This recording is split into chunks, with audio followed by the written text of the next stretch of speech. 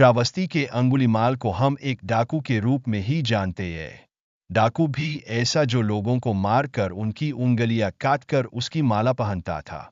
भगवान बुद्ध पर भी हमला किया। आज भी उसकी कहानियां श्रावस्ती स्थित उसकी गुफा से गूंजती है। लेकिन वास्तव में अंगुलीमाल कोई डाकू नहीं था, बल्कि एक भटका हुआ विद्वान ब्राह्मण था, जिसे उसके ही गुरु पत्नी की वासना ने बना दिया हत्यारा। तो उसकी मां ने इसी राज्य के ग्राम हलहसे के ही निवासी आचार्य मणिभद्र, जो चारों वेदों के ज्ञाता थे, उनके पास वेद का अध्ययन करने के लिए भेजा। कुछ दिन विद्याध्ययन कराने के बाद एक दिन आचार्य मणिभद्र अपने शिष्य मानवक लोक दर्शनीय से गृह रक्षा करने के लिए कहकर बाहर चले गए। आचार्य के घर से बाहर चले जाने पर उनकी युवा पत्नी, जो पहले से ही मणिवाक लोक दर्शनीय से मन ही मन में प्रेम करती थी, वह अपने कपड़े व जेवर को उतार कर नग्न अवस्था में उसके पास गए। गुरु पत्नी को नग्न अवस्था में सामने देखकर मानवक ने कहा कि आप मेरी मां की तरह है, इसलिए आप अपने कपड़े पहनकर अंदर चली जाए। लेकिन काम वासना से पीड़ित गुरु पत्नी ने अपने ही नाखून से अपने शरीर को नोच डाला। इसके साथ ही अपने आप को नग्न अवस्था में ही घर के एक खंभे से बांध लिया। जब आचार्य राजमहल से घर वापस आए तो अपनी पत्नी को यह हालत देखकर रस्सी को खोलकर अपनी पत्नी से इसका कारण पूछा।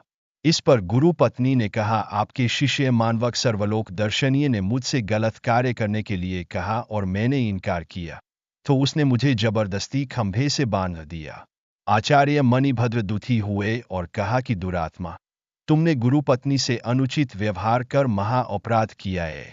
अब तुम में ब्राह्मण पुत्र कहलाने की योग्यता नहीं है, इसलिए जाओ और 1000 व्यक्तियों की हत्या कर डालो, तब तुम्हारे सब पाप धुल जाएंगे। गुरु मणिभद्र के आदेश पर वह श्रावस्ती के जंगल में जाकर लोगों की हत्याएं करने लगा। यही नहीं, आचार्य मणिभद्र के कहने पर ही वह जिनकी हत्याएं करता था उनकी उंगलियां काटकर उसको मालाओं में पिरो लेता था, ताकि उंगलियां गायब न हो। आचार्य मणिभद्र ने ही उसे अंगुलीमाल का नाम दिया था। उसने गुरु के ही कहने पर 99 लोगों की हत्याएं की थी, लेकिन लूटपाट किसी के साथ नहीं किया था। इसी बीच भगवान बुद्ध श्रावस्ती में अपना वर्षावास करने के लिए आए थे। आम लोगों ने उनसे अंगुलीमाल से मुक्ति दिलाने का अनुरोध किया। आम लोगों के अनुरोध पर भगवान बुद्ध श्रावस्ती जंगल की ओर चल दिए, जहां उसका आतंक था। वह जंगल में एक अशोक वृक्ष के नीचे बैठ गए।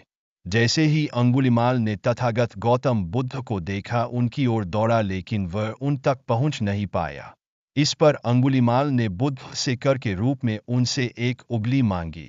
यहीं पर भगवान बुद्ध और अंगुलीमाल के बीच शास्त्रार्थ भी हुआ था। शास्त्रार्थ में हारने व भगवान बुद्ध का चमत्कार देख अंगुलीमाल बौद्ध भिक्षु बन गया। अंगुलीमाल ने बुद्ध की स्मृति में श्रावस्ती में एक स्तूप भी बनवाया था।